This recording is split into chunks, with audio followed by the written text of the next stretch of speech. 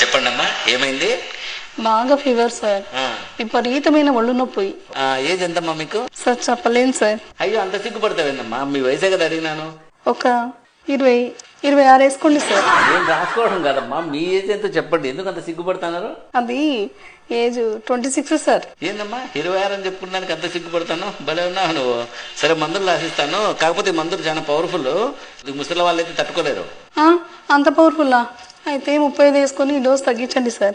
సర్లే, ఇప్పుడు డోస్ తగ్గిస్తాను. కానీ ఈ డోస్ కూడా 40 ఏళ్ళ లోపల తట్టుకుంటారు. వయసు అయిపోయిన వాళ్ళు తట్టుకోలేరు. ఇప్పుడన్నా కరెక్ట్ చెప్పు, 35 కదా నీకు? ఎందుకు సార్ అంత పవర్ఫుల్ మందులు? ఏదో 45 వేసుకొని కొద్దిగా డోస్ తగ్గించండి. ఎందుకమ్మా మాటి మాటికి ఏజ్ పెంచుతాను, డోస్ తగ్గిస్తాను? కరెక్ట్ ఏజ్ చెప్పు, ఇప్పుడన్నా correct. Sir last and final 50 రాసుకోండి.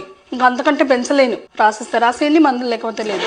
ఏందమ్మా 50 ఏళ్ళ 26 అని చెప్పి బేరం మొదలు పెడుతుంది. భలే ఉన్నావు. వయసు రాయకండి.